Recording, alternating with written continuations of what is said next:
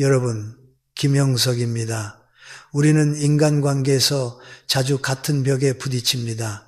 나는 배려했는데 왜 만만해졌을까? 나는 도와줬는데 왜 고맙다는 말 한마디가 없을까? 나는 참고 또 참았는데 왜 결국 나만 지치는가? 이런 질문을 품고 계신 분이 참 많습니다. 그런데 오늘은 딱 하나만 분명히 해두고 시작하겠습니다. 여러분이 약해서가 아닙니다. 여러분이 어리석어서가 아닙니다. 문제는 여러분의 마음이 아니라 사람을 대하는 방식에 있습니다.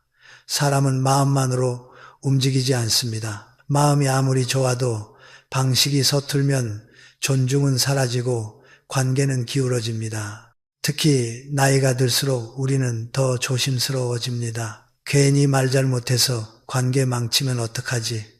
상대 기분 상하게 하면 어쩌지? 그래서 더 참고 더 양보하고 더 좋게 말하려고 합니다. 그런데 아이러니하게도 그럴수록 어떤 사람들은 우리를 만만하게 봅니다. 왜 그럴까요? 이유는 간단합니다. 사람은 친절보다 경계를 먼저 느끼기 때문입니다. 경계가 없는 친절은 상대에게 공짜로 보이고 공짜는 쉽게 무시당합니다. 그래서 오늘 저는 상대가 나를 존중하게 만드는 아주 구체적인 기술을 하나부터 짚어드리겠습니다. 거창한 대화술이 아닙니다. 삶의 현장에서 바로 써먹을 수 있는 아주 단단한 원칙입니다. 첫 번째 원칙은 이것입니다. 알면서도 모르는 척 하십시오. 이 한 문장이 인간관계를 바꿉니다. 어떤 분들은 이렇게 오해합니다. 모르는 척하면 무관심한 거 아닌가요? 아닙니다. 진짜 무관심은 상대가 무너지는 걸 보고도 지나치는 것입니다. 알면서도 모르는 척은 그 반대입니다. 상대가 무너질까봐, 상대의 체면이 찢어질까봐, 그래서 내가 아는 것을 내 입으로 확인하지 않는 절제입니다. 이 절제가 바로 품격이고 그 품격이 사람을 내 편으로 만듭니다. 사람은 누구나 감추고 싶은 부분이 있습니다. 자식 문제, 돈 문제, 건강 문제, 일이 잘 풀리지 않는 문제, 특히 한국 사회에서 나이 들수록 체면은 더 중요해집니다. 그런데 관계에서 자주 벌어지는 일이 무엇입니까? 누군가가 상대의 약점을 관심이라는 이름으로 들춰냅니다. 요즘 왜 얼굴이 어두워? 무슨 일 있어? 자식이 잘 안 된다며? 돈 떨어졌어? 이런 질문들은 본인은 친절하게 물었다고 생각하지만 듣는 사람에게는 신문이 됩니다. 그리고 신문이 시작되는 순간 그 관계는 따뜻해지지 않습니다. 오히려 얼어붙습니다. 제가 본 실제 장면을 떠올려 보겠습니다. 한 직장 후배가 있었는데 평소에 단정하던 사람이 어느 날부터 같은 셔츠만 입고 다녔습니다. 눈치 빠른 사람은 압니다. 사정이 있구나.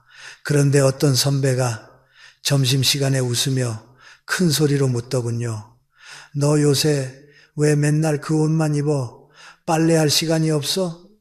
그 순간 후배의 얼굴이 확 붉어졌습니다. 눈이 아래로 떨어지고 어깨가 움츠러들고 목이 잠겨서 죄송합니다 라는 말만 남습니다. 그리고 그날 조퇴를 했습니다. 나중에 알고 보니 아버지가 갑자기 쓰러져 병원비가 급했고 옷 살 여유가 없었던 겁니다. 여러분, 그 후배는 그 선배를 어떻게 기억했을까요? 나를 챙겨준 사람으로 기억했을까요? 아닙니다. 내 체면을 무너뜨린 사람으로 기억합니다. 이런 기억은 오래갑니다. 사람을 떠나게 만드는 건 큰 사건이 아니라 한 번의 모욕입니다. 그런데 같은 상황에서 어떤 과장님은 완전히 달랐습니다. 눈치를 못 챘을 리가 없습니다. 그러나 끝까지 내색하지 않았습니다. 오히려 그 셔츠를 보며 이렇게 말했습니다. 그 셔츠 어디서 샀어? 핏이 좋네. 브랜드 알려줘. 말 한마디가 사람을 살립니다. 그 후배는 그 순간 궁핍한 사람이 아니라 센스 있는 사람으로 서게 됩니다. 과장님은 자연스럽게 다른 이야기로 넘어갔습니다. 그리고 며칠 뒤 야근 수당이 좀 생겼는데 네가 도와줄 수 있겠니? 하며 후배에게 일을 부탁했습니다. 사실은 야근할 일이 별로 없었지만 후배가 수당을 받을 수 있게 길을 만들어 준 것이죠. 한 달 뒤 후배가 조용히 말했습니다. 과장님께 정말 감사해요.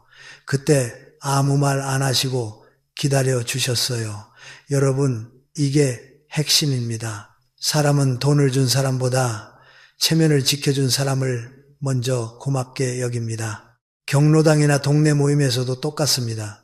평소엔 넉넉하고 당당하던 분이 어느 날부터 눈치를 보기 시작합니다. 간식 자리에서도 손이 늦고 오늘은 집에서 먹을게요 라며 혼자 돌아갑니다. 여기서 어떤 사람은 꼭 묻습니다. 요새 왜 그래요? 돈 떨어졌어요. 자식들이 용돈 안 주나? 본인은 친해서 물었다고 말할지 몰라도 그분은 그 순간 자존심이 부서집니다. 그날부터 더 숨습니다. 더 안 나옵니다. 더 외로워집니다. 반대로 품격 있는 어른은 이렇게 합니다. 선생님, 오늘 날씨가 참 좋네요. 같이 산책하실래요? 요새 혼자 먹으니 입맛이 없어서요. 제가 도시락 좀 챙겨 나가려고 합니다. 이렇게 말하면 어떻습니까? 상대는 도움받는 사람이 아니라 함께하는 사람이 됩니다. 그리고 회비도 이렇게 말할 수 있지요. 이번 달은 제가 먼저 냈으니 선생님은 다음에 하세요. 이것이 배려입니다. 상대가 말하기 전까지는 끝까지 기다려주는 배려, 알면서도 모르는 척 해주는 배려. 여러분, 오늘부터 이것만 연습해 보십시오. 상대의 사정이 보일 때 그 사정을 확인하지 마십시오. 내가 다 알아라는 표정을 짓지 마십시오. 도와주고 싶다면 상대가 자기 발로 서 있을 수 있는 방식으로 도와주십시오. 상대가 먼저 꺼내기 전까지는 입을 다무는 것, 그것이 어른의 힘입니다. 그리고 이 원칙은 나이 들수록 더 중요해집니다. 우리는 실수할 수 있습니다. 약속 날짜를 착각할 수도 있고, 계산이 잠깐 헷갈릴 수도 있고, 이름이 순간 떠오르지 않을 수도 있습니다. 그때 누군가가 그걸 왜 몰라요? 라고 웃으며 지적하면 마음이 철렁 내려앉습니다. 반대로 누군가가 자연스럽게 넘어가주면 우리는 그 사람 곁에서 편해집니다. 결국 사람은 능력보다 편안함을 따라 움직입니다. 저 사람 옆에 있으면 창피하지 않다. 저 사람은 내 체면을 지켜준다. 이 감각이 신뢰를 만들고 신뢰가 관계를 오래가게 합니다. 오늘 여러분이 얻어가실 한 문장은 이것입니다. 알면서도 모르는 척. 상대의 사정을 파고들지 말고 상대가 말할 권리를 남겨주십시오. 그 한 번의 절제가 여러분의 품격을 올리고 인간관계의 판을 바꿉니다. 오늘 저녁 누군가가 힘들어 보이거든 묻지 마십시오. 대신 말해 주십시오. 필요하면 언제든 말해요. 나는 여기 있어요. 그리고 평소처럼 자연스럽게 웃으며 다른 이야기를 이어가십시오. 사람은 그 자연스러움 속에서 마음을 놓습니다. 그리고 마음을 놓는 곳이 결국 사람이 머무는 자리입니다. 여러분, 김형석입니다.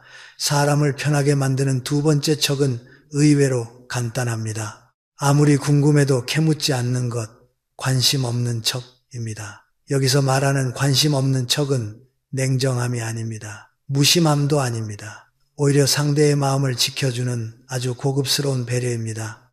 왜냐하면 인간관계에서 가장 쉽게 금이 가는 지점이 바로 경계선이기 때문입니다. 우리는 나이를 먹을수록 더 많은 질문을 하게 됩니다. 어디 아픈 건 아니지? 요즘 병원은 다니나? 자식들은 잘하나? 며느리는 어때? 돈은 좀 여유 있나? 질문 자체가 나쁘진 않습니다. 문제는 질문이 상대의 허락 없이 문을 벌컥 열어젖힐 때 생깁니다. 그 문 안에는 상대가 숨기고 싶은 사정도 있고 말하기 싫은 고통도 있고 아직 정리되지 않은 감정도 있습니다. 그런데 누군가가 친하니까라는 이유로 그 문을 억지로 열면 사람은 본능적으로 느낍니다. 이 사람은 내 경계를 존중하지 않는구나. 그리고 그 순간부터 관계는 천천히 멀어집니다. 제가 만난 분 중에 동네 모임을 꾸준히 나가던 60대 후반의 여성분이 계셨습니다. 그분이 가장 힘들어한 사람이 누구였냐면 늘 좋은 마음으로 시작하지만 끝은 꼭 불편하게 만드는 사람이었습니다. 모임에 누가 한번 빠지기라도 하면 곧바로 이렇게 묻습니다. 어디 아팠어요? 무슨 일 있었어요? 병원 갔어요? 큰 병 아니에요? 상대가 몸이 좀 안 좋았어요 라고만 말해도 멈추지 않습니다. 어디가? 언제부터? 검사했어? 약은? 질문이 줄줄 이어집니다. 듣는 사람은 처음엔 웃으며 버티지만 마음속에서는 이런 생각이 올라옵니다. 대답을 안 하면 내가 무례한 사람이 되겠지. 그래서 어쩔 수 없이 말합니다. 그러다 보면 본인이 원치 않는 이야기를 털어놓게 됩니다. 그리고 집에 돌아가는 길에 찝찝합니다. 내가 왜 그 말을 했지? 이 찝찝함이 쌓이면 모임 자체를 피하게 됩니다. 또 이런 경우도 있습니다. 누군가가 아들네 집에 다녀왔다고 말했을 뿐인데 바로 이어서 묻습니다. 며느리는 잘해줘요? 집은 어땠어요? 용돈은 얼마나 줘요? 여러분, 이 질문들은 사소해 보이지만 사실은 상대에게 평가를 요구하는 질문입니다. 며느리가 잘해주면 좋은 집이 되고 잘해주지 않으면 불행한 집이 됩니다. 용돈이 많으면 잘 사는 사람이 되고 적으면 초라한 사람이 됩니다. 그 질문이 던져지는 순간 상대는 대답이 아니라 자기 체면을 계산하기 시작합니다. 그래서 얼굴이 굳고 말이 짧아집니다. 그 자리에 편안함이 사라집니다. 여러분, 사람은 자기 이야기를 말하고 싶을 때가 있고 말하고 싶지 않을 때가 있습니다. 더 중요한 건 말할 준비가 되지 않았을 때가 있다는 겁니다. 마음이 정리되지 않은 상태에서 누군가가 캐묻기 시작하면 사람은 두 가지 중 하나를 선택합니다. 하나는 억지로 말하고 나서 후회하는 것, 다른 하나는 관계를 줄이는 것, 대부분은 두 번째로 갑니다. 왜냐하면 관계를 끊는 게 더 쉽기 때문입니다. 바빠서, 몸이 안 좋아서, 요즘 일이 있어서 핑계를 대고 거리를 둡니다. 관계는 그렇게 사라집니다. 큰 싸움도 없었는데 말이죠. 단지 질문이 많았을 뿐인데 사람이 떠납니다. 정약용 선생의 말 중에 이런 뜻이 있습니다. 남의 사생활을 파고드는 사람은 결국 스스로 관계의 품격을 무너뜨린다. 저는 이 말을 이렇게 바꾸어 말하고 싶습니다. 경계를 무너뜨리면 존중이 무너진다. 존중이 무너지면 정이 식습니다. 정이 식으면 만남이 줄어듭니다.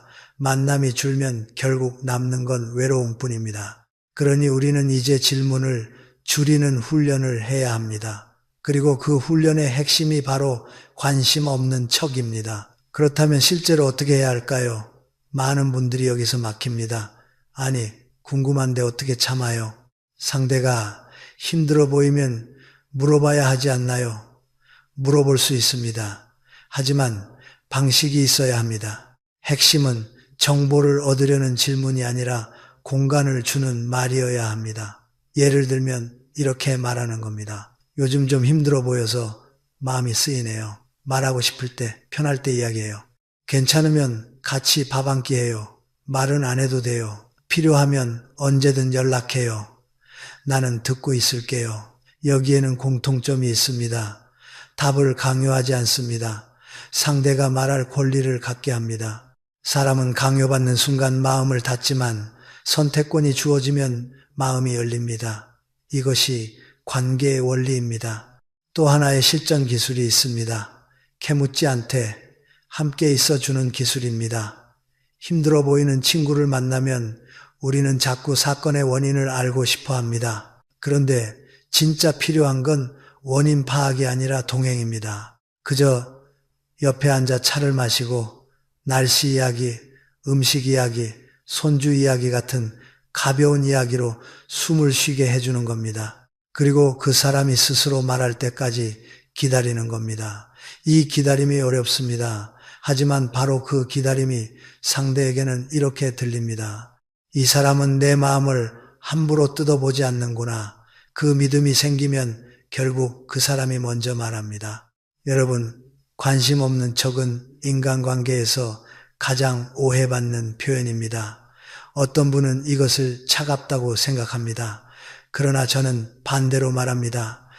캐묻지 않는 사람에게는 이상하게도 사람들이 모입니다. 왜냐하면 그 사람 옆에서는 대답해야 한다는 압박이 없기 때문입니다. 모임에서 늘 질문 폭탄을 던지는 사람을 만나면 우리는 출발할 때부터 피곤합니다. 오늘은 뭘 물어볼까? 대답하기 싫은 이야기가 나오면 어떡하지? 그런데 경계를 존중하는 사람을 만나면 우리는 마음이 느슨해집니다. 그 사람 앞에서는 편해. 이 편안함이 신뢰로 바뀌고 신뢰가 관계를 오래 붙잡습니다. 그리고 꼭 기억해야 할 게 하나 있습니다. 경계는 상대만 지키는 게 아닙니다. 나도 지키는 겁니다. 질문을 줄이면 남의 사정에 휘둘리는 일이 줄어듭니다. 남의 이야기 속으로 깊이 들어가면 어느 순간 나도 감정적으로 소모됩니다. 정보가 많아질수록 마음이 무거워집니다. 누구네 집은 그렇다더라.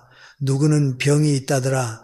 이런 말은 결국 내 마음을 탁하게 만듭니다. 그래서 관심 없는 척은 상대를 위한 배려이면서 나를 위한 건강한 거리두기입니다. 이것이 노후의 인간관계를 지키는 아주 중요한 기술입니다. 오늘부터 이렇게 해보십시오. 누군가가 말이 줄었고 얼굴빛이 어두워 보이면 질문부터 하지 마십시오. 먼저 따뜻한 자리를 만들어 주십시오. 요즘 날이 좋네요. 산책이나 같이 할까요? 밥 먹었어요? 그냥 얼굴 보니 반갑네요. 그러고 나서 말이 나오면 듣고 말이 안 나오면 그냥 함께 있는 겁니다. 그 자체로 충분합니다. 사람은 누군가가 자기 마음의 문을 억지로 열지 않을 때 오히려 스스로 문을 열게 됩니다. 이것이 관계의 역설입니다. 여러분, 두 번째 척은 관심 없는 척이지만 그 안에는 가장 깊은 존중이 있습니다.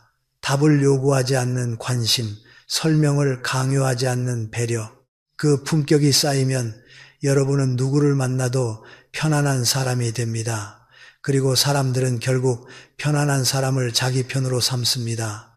여러분, 김영석입니다. 사람을 편하게 만드는 세 번째 척은 관계의 신뢰를 결정합니다. 험담을 들어도 못 들은 척, 즉 부정적인 대화에 동조하지 않고 흘려보내는 태도입니다. 이게 왜 중요하냐 하면요. 인간관계에서 가장 무서운 건 싸움이 아니라 뒷말이기 때문입니다. 앞에서는 웃는데 뒤에서는 칼이 오가는 순간 그 관계는 이미 무너진 겁니다. 그리고 뒷말은 반드시 돌아옵니다. 오늘 남을 깎아내리는 자리는 내일 나를 깎아내리는 자리가 됩니다. 우리는 모임에 가면 자주 이런 장면을 봅니다. 카페에 앉으면 처음엔 날씨 이야기, 건강 이야기 하다가 어느 순간 자연스럽게 누군가의 이름이 나옵니다. 요즘 그 사람 좀 이상하지 않아? 말투가 거슬리더라. 옷 입은 거 봤어. 그리고 분위기가 점점 한 사람을 중심으로 굳어집니다. 험담은 신기하게도 사람을 끌어당기는 힘이 있습니다.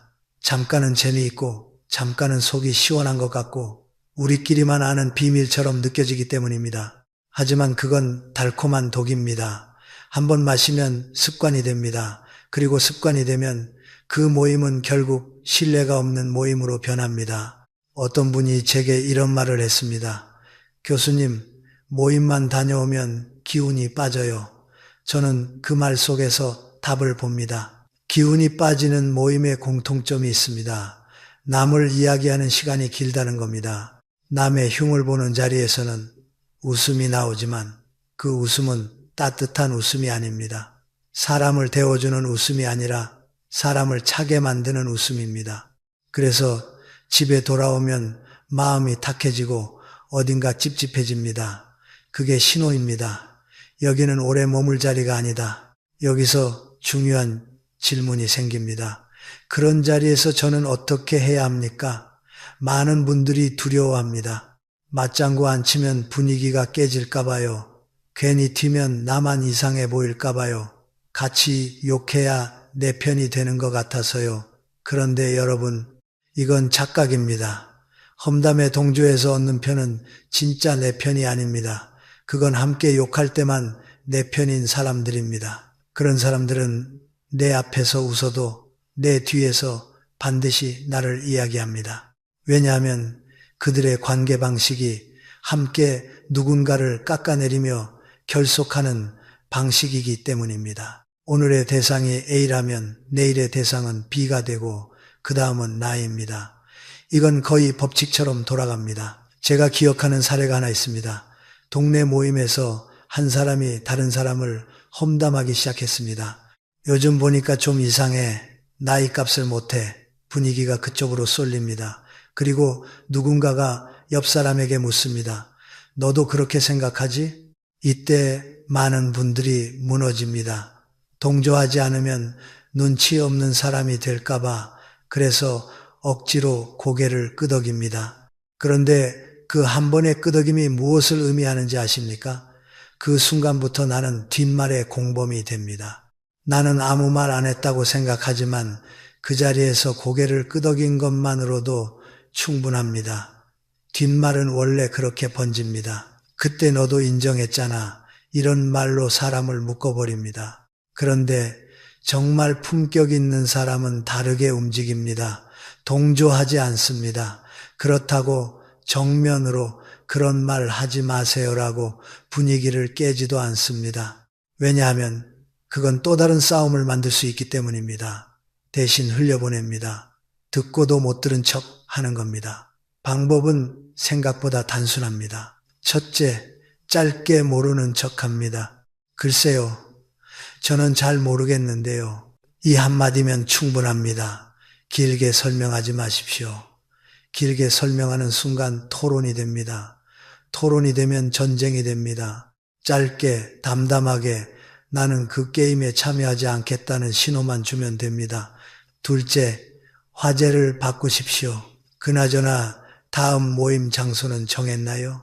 요즘 날이 풀리는데 어디 산책하기 좋더라고요. 아, 여기 커피 진짜 괜찮네요. 험담은 기운입니다. 그 기운을 다른 이야기로 툭 끊어주는 겁니다. 우리가 전등 스위치를 끄듯 부정적 대화의 스위치를 내려야 합니다. 이게 바로 어른의 기술입니다. 셋째, 중립의 표정을 유지하십시오. 사람은 말보다 표정을 더 빨리 읽습니다. 험담이 시작될 때 눈을 반짝이며 웃는 순간 이미 동조가 시작된 겁니다. 반대로 표정이 담담하면 상대는 더 이상 그 이야기를 밀어붙이기 어렵습니다. 이 사람은 여기에 안 걸리는구나 하고 느끼기 때문입니다. 이렇게 하면 처음에는 분위기가 어색할 수 있습니다. 맞습니다. 하지만 그 어색함은 잠깐입니다. 그리고 그 잠깐의 어색함을 견딜 수 있는 사람이 결국 관계에서 가장 큰 신뢰를 얻습니다. 왜냐하면 사람들은 속으로 다 압니다. 저 자리는 위험하다. 저 대화는 결국 내게도 돌아온다.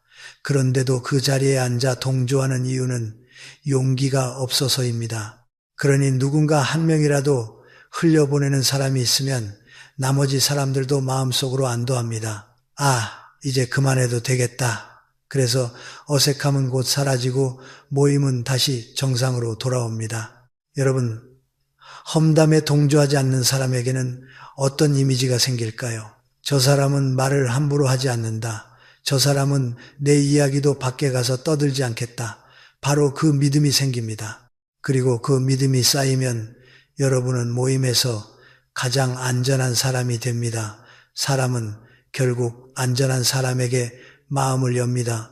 반대로 험담을 잘하는 사람에게는 마음을 주지 않습니다. 왜냐하면 그 사람에게 마음을 주는 순간 그 마음이 다른 데로 새어나갈 걸 알기 때문입니다. 정약용 선생의 가르침 가운데 이런 뜻이 있습니다. 남의 허물을 말하는 자리에 있거든 귀를 닫고 입을 다물라. 저는 이 문장을 노후 인간관계의 핵심 규칙으로 삼고 싶습니다. 특히 나이가 들수록 우리는 말이 쌓입니다. 경험이 쌓이고 판단이 쌓이고 불만도 쌓입니다. 그래서 모이면 저 사람은 왜 저래가 쉽게 나옵니다. 그런데 여러분, 우리가 지켜야 할 것은 정예가 아니라 품격입니다. 어떤 자리에서 정의를 말하려다 관계가 깨질 수도 있습니다. 그러니 가장 현명한 길은 무엇이냐? 동조하지 않되 싸우지 않는 길, 흘려보내되 내 마음을 지키는 길입니다. 그리고 이건 단지 좋은 사람이 되기 위한 기술이 아닙니다. 철저히 나를 위한 기술입니다. 험담에 끌려다니면 내 마음이 탁해집니다. 남을 미워하는 말에 오래 노출되면 내 얼굴에도 그 미움이 묻습니다. 사람의 표정은 자기가 자주 하는 말로 만들어집니다. 자주 비난하는 사람은 얼굴이 거칠어집니다. 자주 비교하는 사람은 눈빛이 날카로워집니다. 반대로 자주 흘려보내는 사람은 얼굴이 부드러워집니다. 그 부드러움이 결국 사람을 끌어당깁니다. 저 사람 옆에 있으면 마음이 편하다. 그 한 문장이 여러분의 노후를 바꿉니다. 오늘부터 실천해 보십시오. 누군가의 험담이 시작되면 길게 반응하지 마십시오. 글쎄요, 저는 잘 모르겠네요. 그리고 자연스럽게 다른 이야기를 꺼내십시오.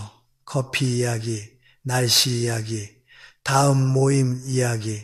그 작은 선택이 여러분의 품격을 지킵니다. 그리고 그 품격이 쌓이면 언젠가 누군가가 여러분에게 이렇게 말할 겁니다. 당신은 참 믿을 만한 사람이네요. 인간관계에서 그 말보다 큰 칭찬은 없습니다. 여러분, 김영석입니다. 이제부터는 방향이 바뀝니다. 앞에 세 가지는 하지 않는 지혜였습니다. 상대의 체면을 지키기 위해, 상대의 경계를 지키기 위해, 부정적 기운에 휘말리지 않기 위해 참는 기술이었죠. 그런데 관계를 깊게 만들려면 참기만으로는 부족합니다. 사람은 불편하지 않은 사람 곁에 머무르지만 마음이 따뜻해지는 사람 곁에 오래 남습니다. 그 따뜻함을 만드는 첫 번째 기술이 무엇이냐? 바로 작은 일에도 크게 감사하는 것입니다. 감사는 누구나 합니다. 문제는 대부분 안다에서 끝난다는 데 있습니다. 고마워해야지라고 생각하지만 막상 입이 잘 열리지 않습니다. 혹은 이 정도는 당연한 거지 하며 그냥 넘어갑니다. 그런데 여러분, 인간관계는 큰 선물로 유지되는 게 아닙니다. 작은 배려를 어떻게 기억하느냐로 유지됩니다. 같은 행동을 받아도 어떤 사람은 당연한 일로 처리하고 어떤 사람은 당신 덕분으로 새깁니다. 후자가 관계를 살립니다. 동네에 그런 분 한 분쯤 계시지요. 엘리베이터에서 누군가 문 열림 버튼을 눌러주면 그냥 타는 게 아니라 웃으며 말합니다. 고맙습니다. 덕분에 편하게 탔네요. 마트에서 누군가 문을 잡아주면 이렇게 말합니다. 아이고, 감사합니다. 혼자였으면 불편했을 텐데 덕분에 잘 들어갑니다. 처음엔 듣는 사람도 어색합니다. 이런 걸로까지 감사 인사를 하나? 그런데 시간이 지나면 달라집니다. 사람의 마음이 움직입니다. 저분은 나를 사람으로 대하네. 내 작은 행동을 귀하게 보네. 그러면 다음엔 어떻게 될까요? 그분이 카트를 가지러 가면 누군가 먼저 가져다 줍니다. 무거운 짐을 들고 있으면 제가 들어드릴까요? 하는 사람이 생깁니다. 이것이 인간관계의 순환입니다. 감사를 표현하는 사람에게 도움은 돌아옵니다. 여러분, 많은 분들이 착각합니다. 나는 도움받을 만큼 도움을 주지도 못했는데 누가 나를 도와주겠어? 아닙니다. 세상은 큰 도움만 오가는 곳이 아닙니다.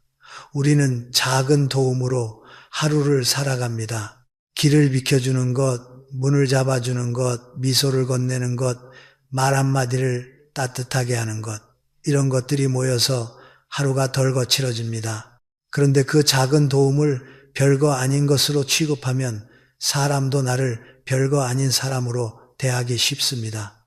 반대로 작은 도움을 큰 의미로 받아들이면 사람은 나를 귀하게 여기는 사람으로 기억합니다. 그리고 귀하게 여기는 사람에게 사람들은 더 귀한 마음을 줍니다. 감사에는 기술이 있습니다.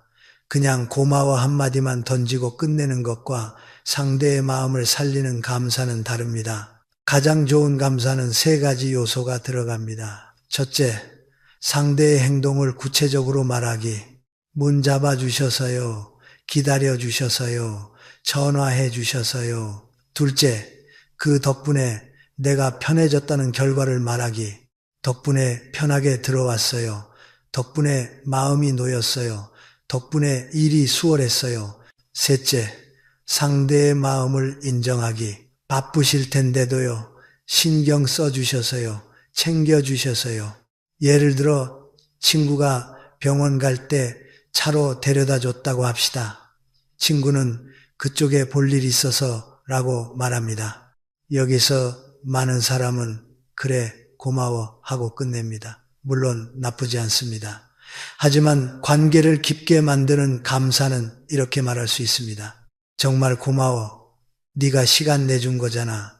덕분에 혼자 갔으면 힘들었을 텐데 마음이 놓였어. 이 말을 들은 친구는 무엇을 느낄까요? 내가 괜찮은 사람으로 인정받았다. 그래서 다음에 또 도와주고 싶어집니다. 사람은 인정받는 곳에 마음을 씁니다. 또 이웃이 김치를 작은 통에 담아 별거 아니야 하고 놓고 갔다고 합시다. 여기서도 관계가 갈립니다. 어떤 사람은 응 하고 받습니다. 어떤 사람은 이렇게 말합니다. 정말 감사합니다. 요즘 김치 담글 시간이 없어서 고민이었는데 덕분에 큰 도움이 됐어요. 맛있게 먹을게요. 그리고 한 번 더 다음 날 메시지라도 보냅니다. 어제 주신 김치 정말 맛있었어요. 덕분에 밥이 술술 넘어가더라고요. 여러분, 이 한 문자가 관계를 바꿉니다. 왜냐하면 사람은 준 것을 기억해주는 사람에게 마음을 줍니다. 돈이 아니라 기억이 관계를 붙잡습니다. 정약용 선생은 이런 취지의 말을 남겼습니다. 작은 은혜는 돌에 새기고 작은 서운함은 물에 써라. 저는 이 문장을 노후 인간관계의 생존 법칙이라고 생각합니다. 나이가 들수록 서운함이 많아집니다. 나는 해줬는데 저 사람은 안 해준다. 내가 먼저 연락하는 것 같다. 나만 배려하는 것 같다. 이런 서운함을 돌에 새기기 시작하면 어떻게 될까요? 얼굴이 굳습니다. 말이 날카로워집니다. 그리고 사람은 멀어집니다. 반대로 작은 도움을 돌에 새기면 어떻게 될까요? 마음이 부드러워집니다. 표정이 밝아집니다. 그리고 사람은 더 가까이 옵니다. 여기서 한 가지 오해를 풀어야 합니다. 감사 많이 하면 내가 더 약해 보이지 않나요? 아닙니다. 감사는 비굴함이 아닙니다. 감사는 나는 내 삶을 당연하게 여기지 않는다는 성숙함입니다. 오히려 감사할 줄 모르는 사람이 더 위험합니다. 도움을 받고도 표정 하나 바뀌지 않으면 사람은 생각합니다. 저 사람은 내가 해줘도 모르네. 그때부터 마음이 닫힙니다. 반대로 감사하는 사람에게는 마음이 열립니다. 저 사람은 내 마음을 알아주네. 그래서 다시 돕고 싶습니다. 감사는 상대를 조종하는 기술이 아니라 관계의 온도를 올리는 인간적인 태도입니다. 오늘부터 아주 작은 것부터 시작해 보십시오. 엘리베이터에서 문을 잡아준 사람에게 감사합니다 한마디. 식당에서 물을 가져다 준 직원에게 수고 많으십니다 한마디. 친구가 안부를 물어준 전화 한 통에 전화해줘서 고마워 덕분에 힘이 나네 한마디. 이 한마디들이 쌓이면 여러분의 주변 공기가 달라집니다. 사람들은 이상하게도 여러분 곁에 있으면 마음이 따뜻해집니다. 그리고 그 따뜻함이 여러분의 노후를 지탱합니다. 외로움은 사람이 없어서 오는 게 아닙니다. 사람이 머물 이유가 없을 때 찾아옵니다. 감사는 사람이 머물 이유를 만들어줍니다. 지금 이 순간 오늘 하루를 떠올려 보십시오. 누군가 내게 준 작은 배려가 있었을 겁니다. 그 한 가지를 오늘 바로 표현해 보십시오. 길게 말할 필요 없습니다. 다만 구체적으로, 진심으로, 그러면 내일부터 관계의 흐름이 조금씩 바뀌기 시작합니다. 감사는 습관이고 습관은 인생을 바꿉니다. 여러분, 김영석입니다. 사람을 내 편으로 끌어당기는 두 번째 기술은 어려워도 밝은 모습을 보이는 것입니다. 이 말을 들으면 어떤 분들은 이렇게 생각합니다. 아니, 힘든데 어떻게 밝아집니까? 웃을 기분이 아닌데요. 맞습니다. 억지로 웃으라는 말이 아닙니다. 삶이 힘든데도 괜찮은 척하며 참고만 살라는 말도 아닙니다. 제가 말하는 밝음은 가벼움이 아니라 품격입니다. 고통을 안고 있어도 그 고통을 남에게 그대로 쏟아붓지 않는 절제, 이것이 어른의 밝음입니다. 우리는 누구나 짐이 있습니다. 나이가 들수록 짐은 더 늘어납니다. 몸은 예전 같지 않고 여기저기 아픈 곳이 생기고 경제적 고민도 생기고 가족 문제도 마음을 건드립니다. 그런데 이 짐을 사람에게 어떻게 보여주느냐가 관계를 갈라놓습니다. 어떤 사람은 만날 때마다 힘들다로 시작해서 힘들다로 끝납니다. 처음엔 주변이 위로합니다. 어쩌냐, 얼마나 힘드냐. 하지만 시간이 지나면 달라집니다. 사람도 자기 삶이 버겁습니다. 자기도 아픕니다. 자기도 사정이 있습니다. 그런데 만날 때마다 같은 하소연만 듣다 보면 마음이 지칩니다. 결국 사람은 생각합니다. 저 사람 만나면 기운이 빠져. 그리고 만남을 피하게 됩니다. 이것은 정이 없어서가 아닙니다. 인간의 에너지는 제한되어 있기 때문입니다. 반대로 힘든 일을 안고 있으면서도 사람 앞에서는 지나치게 무겁게 만들지 않는 분들이 있습니다. 그런 분을 만나면 이상하게도 마음이 놓입니다. 나도 힘들다고만 하지 않아도 되겠구나. 여기서는 숨을 쉬어도 되겠구나. 그 편안함이 사람을 다시 만나게 합니다. 결국 사람은 완벽한 사람을 찾지 않습니다.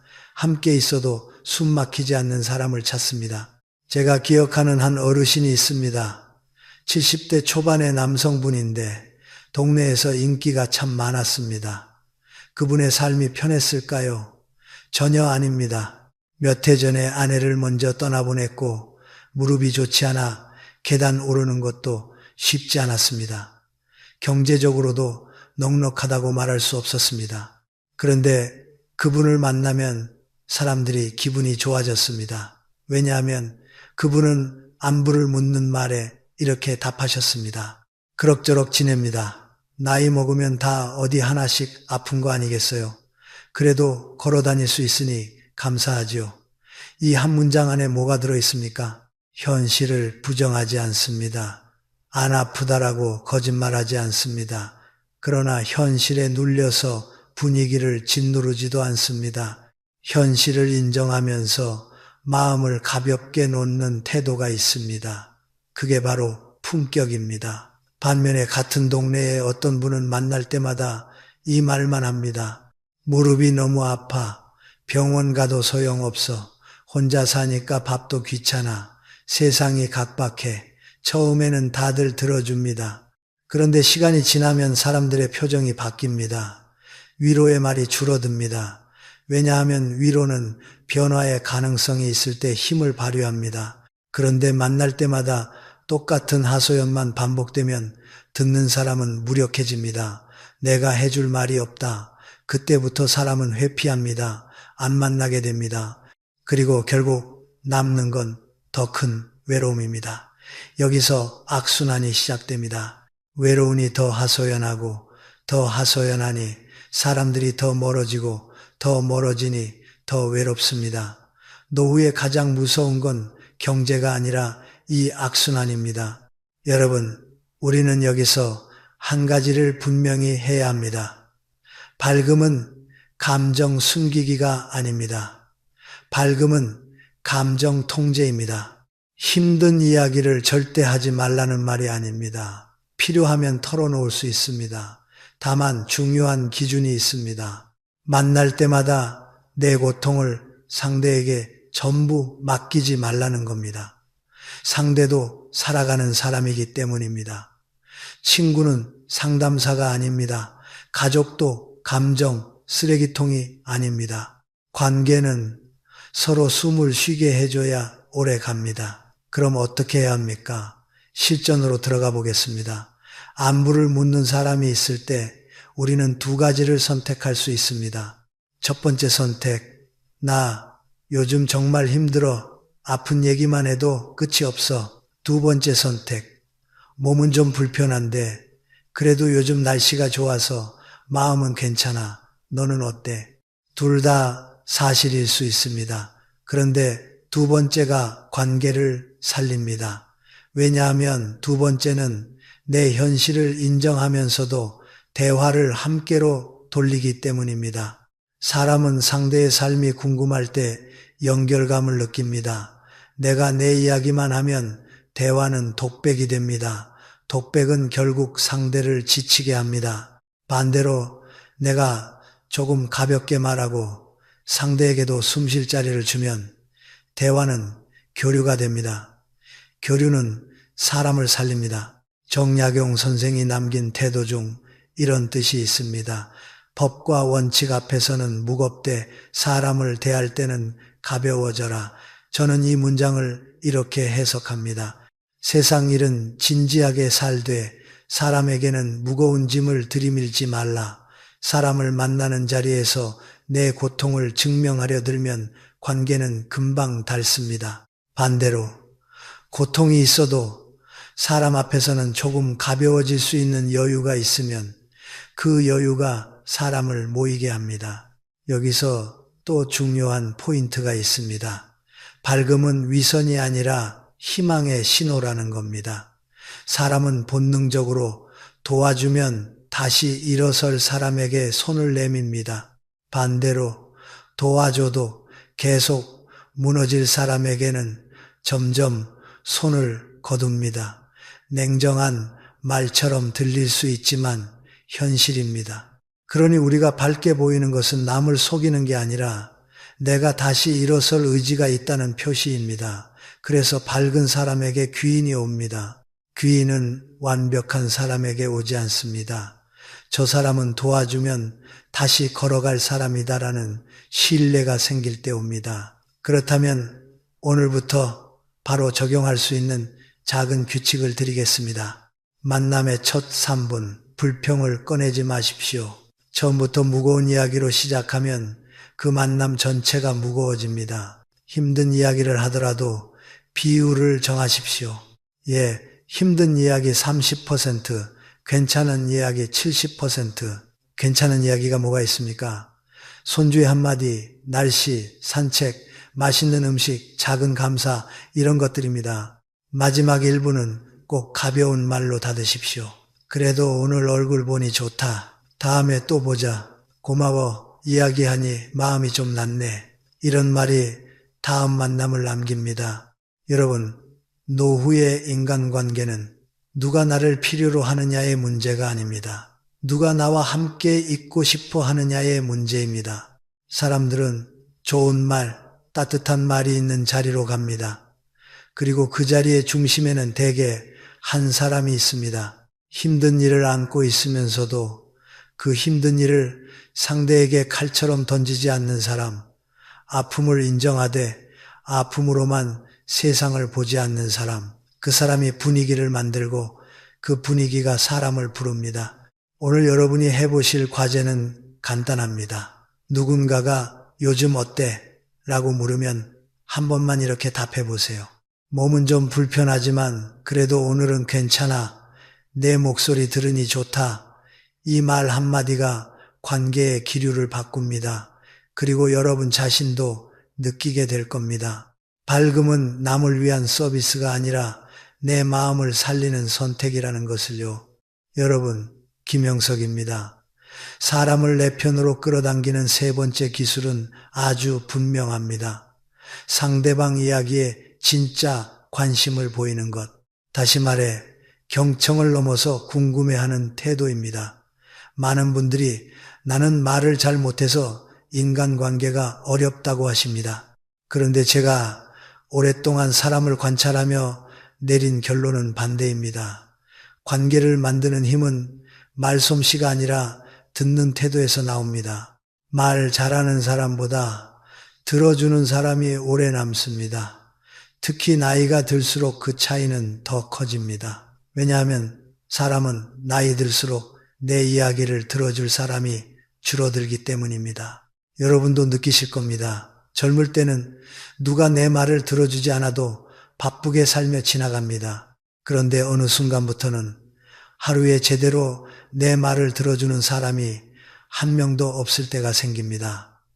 전화도 줄고 만남도 줄고 대화도 짧아집니다. 그때 사람은 외로움을 느낍니다. 그래서 말 들어주는 사람은 단순히 착한 사람이 아니라 한 사람의 노후를 지탱해주는 정서적 기둥이 됩니다. 그런데 여기서 더 중요한 게 있습니다. 그냥 듣기만 하면 되는가? 아닙니다.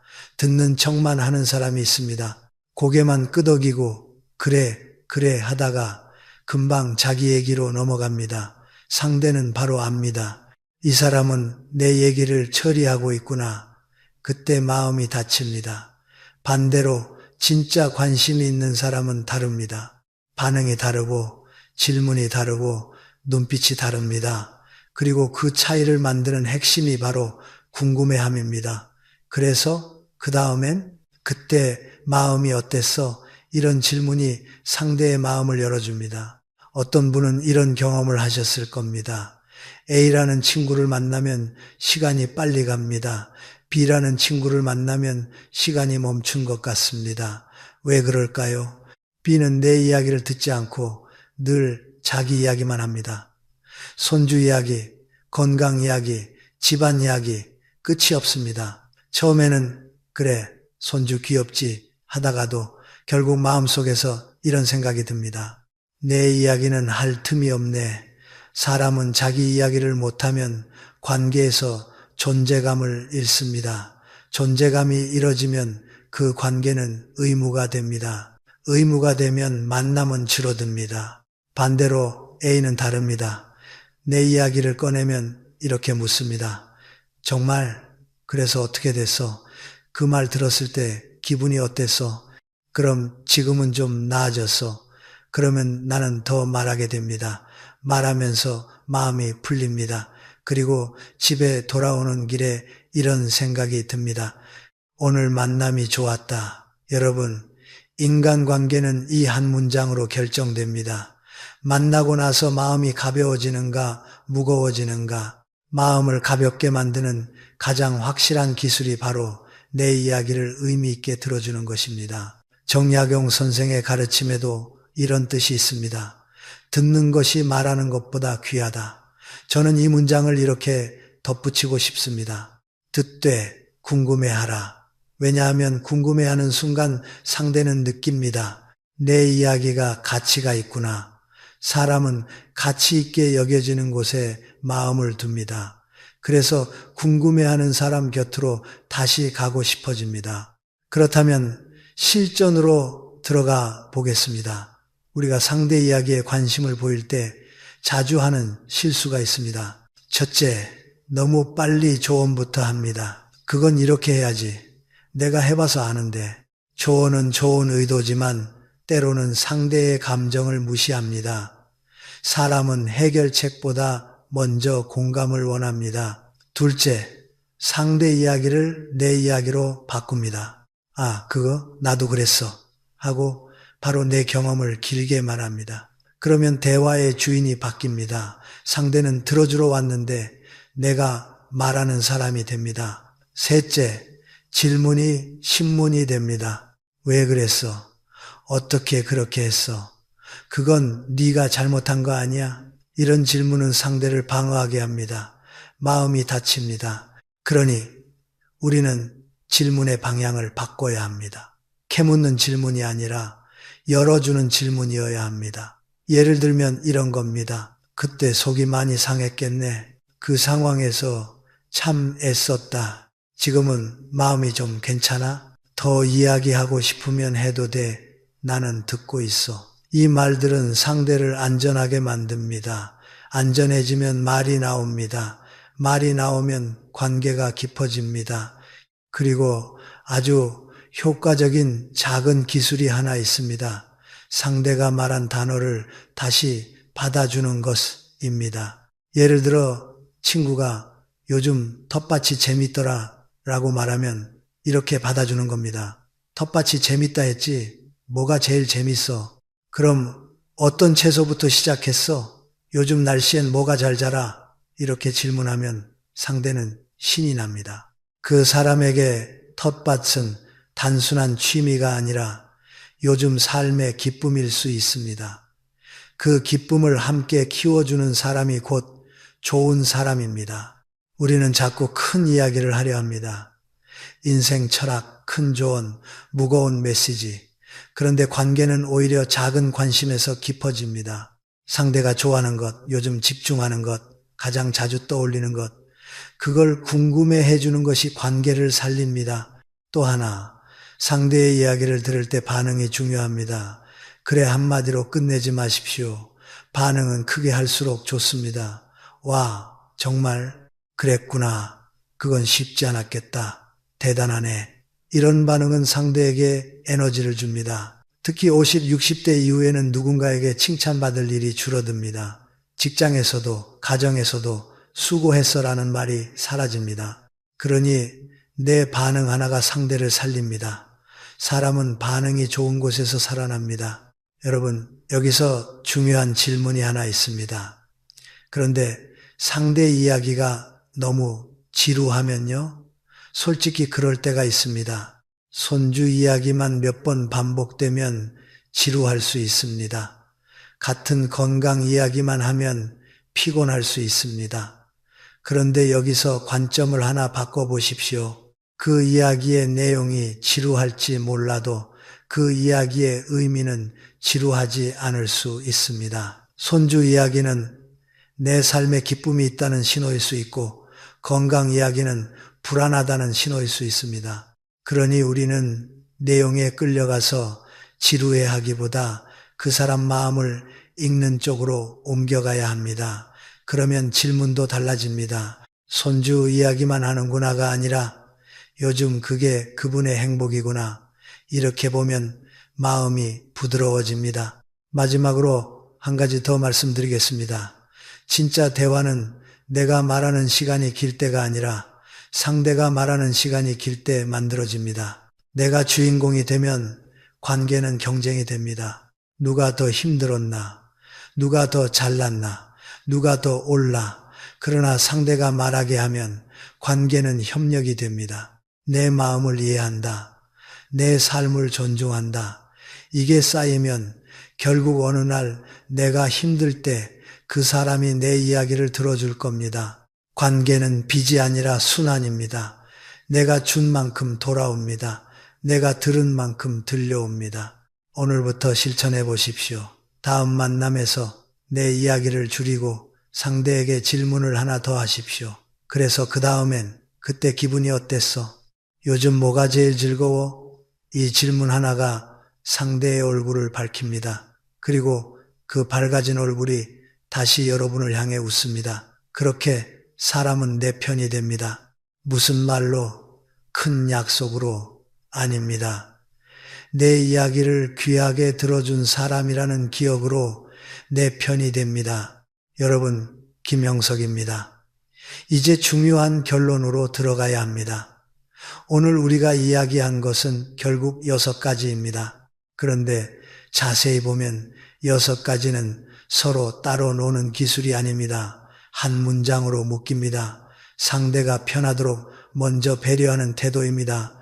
사람은 이 태도를 감지합니다. 말로는 친절한 척해도 마음속에 우월감이 있으면 상대는 불편해집니다. 말로는 걱정하는 척해도 사실은 캐묻고 싶은 욕심이면 상대는 숨고 싶어집니다. 반대로 말이 많지 않아도 상대의 체면을 지켜주고 경계를 지켜주고 부정적 기운을 끊어주고 고마움을 크게 표현하고 밝은 기운을 나누고 진심으로 궁금해해주면 사람은 그 곁에서 안전을 느낍니다. 인간관계는 결국 이 안전감으로 굴러갑니다. 그런데 여기서 반드시 나오는 질문이 있습니다. 교수님, 제가 왜 그렇게까지 해야 합니까? 저도 힘든데요. 저도 상처받았는데요. 맞습니다. 여러분도 소중합니다. 여러분, 감정도 중요합니다. 그래서 제가 분명히 말씀드리겠습니다. 이 6가지는 희생하라는 말이 아닙니다. 오히려 나를 보호하는 방법입니다. 왜냐하면 노후의 인간관계에서 가장 위험한 것은 친절이 아니라 무경계이기 때문입니다. 경계 없이 친절하면 이용당합니다. 경계 없이 들어주면 소모됩니다. 경계 없이 동조하면 신뢰를 잃습니다. 그러니 오늘의 6가지는 좋은 사람 되기가 아니라 현명한 사람 되기입니다. 먼저 앞에 3가지 하지 않는 척을 다시 마음에 새겨봅시다. 첫째, 알면서도 모르는 척. 이건 상대의 체면을 지키는 기술이자 내 입을 지키는 기술입니다. 내가 다 안다는 표정, 내가 다 안다는 말, 그걸 내려놓는 순간 관계가 부드러워집니다. 둘째, 관심 없는 척, 캐묻지 않는 것. 이건 상대의 경계를 지키는 기술이자 나를 불필요한 감정 소모에서 지키는 기술입니다. 셋째, 듣고도 못 들은 척, 험담에 동조하지 않는 것. 이건 신뢰를 지키는 기술이자 내 평판을 지키는 기술입니다. 이 3가지는 공통점이 있습니다. 하지 않음으로 품격을 만든다는 겁니다. 노후의 품격은 겉모습이 아니라 말의 절제에서 나옵니다. 다음으로 뒤에 3가지 해야 하는 척을 봅시다. 첫째, 작은 일에도 크게 감사하기. 이건 상대를 인정해주는 기술이자 내 주변에 따뜻한 순환을 만드는 기술입니다. 둘째, 어려워도 밝은 모습 보이기. 이건 위선이 아니라 내 삶을 끌고 갈 힘이 있다는 신호입니다. 사람은 그 신호를 보고 손을 내밉니다. 셋째, 상대 이야기 진심으로 궁금해하기. 이건 말 잘하는 사람이 아니라 듣는 사람이 관계를 만든다는 증거입니다. 이 3가지도 공통점이 있습니다. 따뜻함으로 관계의 온도를 올린다는 겁니다. 그래서 사람은 여러분 곁에 머무르기 시작합니다. 여러분, 여기서 아주 현실적인 이야기를 해야 합니다. 나이가 들수록 남는 것은 결국 사람입니다.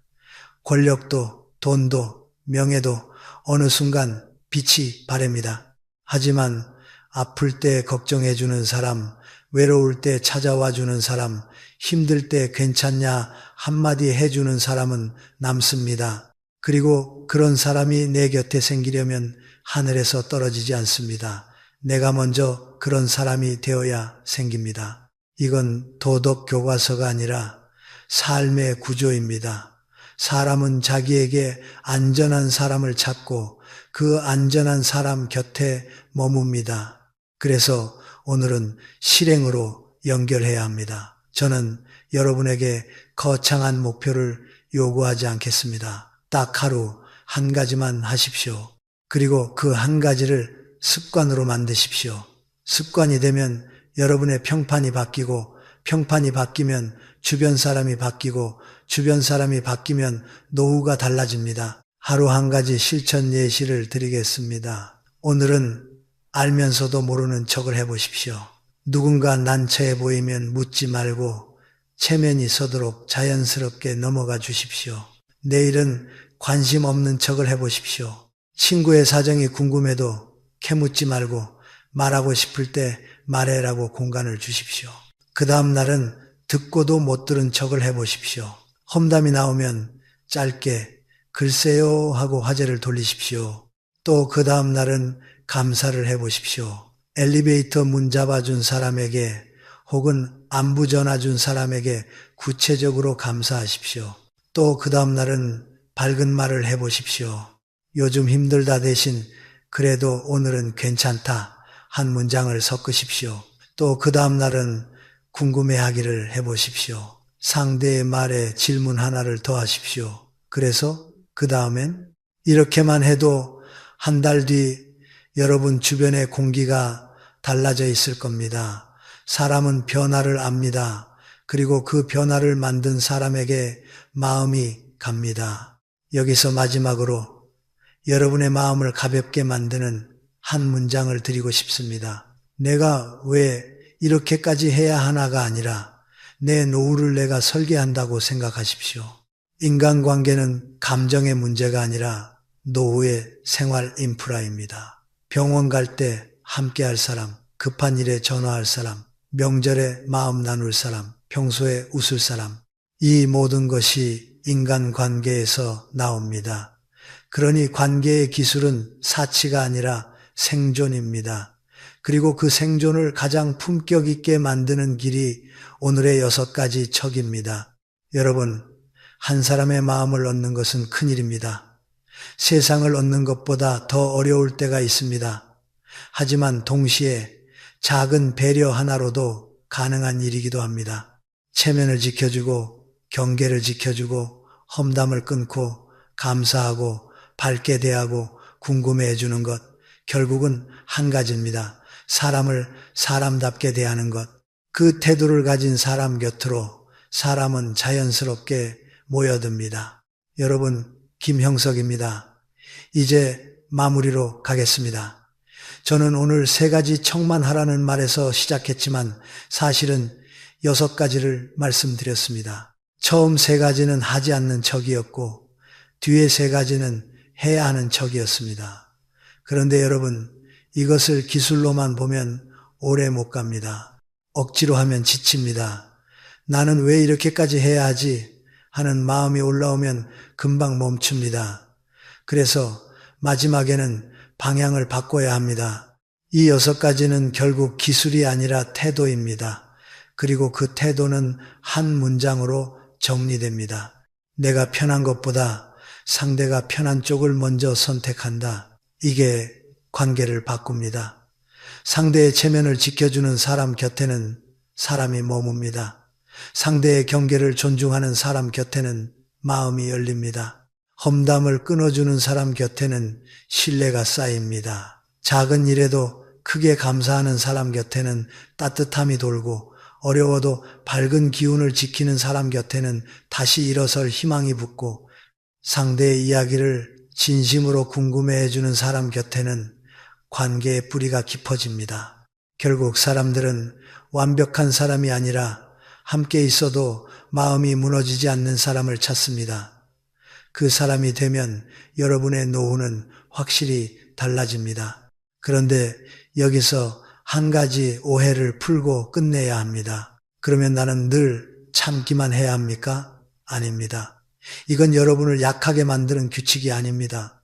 오히려 여러분을 강하게 만드는 규칙입니다. 왜냐하면 이 6가지는 모두 나를 지키는 방식이기 때문입니다. 알면서도 모르는 척은 남의 약점을 이용하지 않는 동시에 내 입을 지켜 내 품격을 지킵니다. 관심 없는 척은 남의 사정에 과하게 끌려가지 않게 해서 내 감정을 지켜 소모를 막습니다. 듣고도 못 들은 척은 부정적 대화의 공범이 되지 않게 해서 내 신뢰를 지켜 평판을 지킵니다. 감사는 관계의 온도를 올리면서도 내 마음을 넓혀 더 풍요롭게 살게 합니다. 밝음은 인생의 고통을 부정하지 않으면서도 내 삶의 방향을 지켜 무너지지 않게 합니다. 궁금해함은 관계를 경쟁이 아니라 교류로 만들어 내 외로움을 지켜 고립을 막습니다. 여러분, 노후는 어느 날 갑자기 외로워지는 게 아닙니다. 하루하루 쌓인 선택이 모여 어느 날 결과로 나타납니다. 오늘은 전화 한 통을 미루고, 오늘은 감사 인사를 건너뛰고, 오늘은 험담에 고개를 끄덕이고, 오늘은 친구의 말을 대충 듣고, 이런 작은 선택들이 쌓이면 관계는 얇아집니다. 반대로 작은 선택을 바꾸면 관계는 두꺼워집니다. 노후는 거대한 프로젝트가 아닙니다. 작은 습관의 합입니다. 그래서 저는 여러분에게 마지막으로 3가지 숫자만 드리고 싶습니다.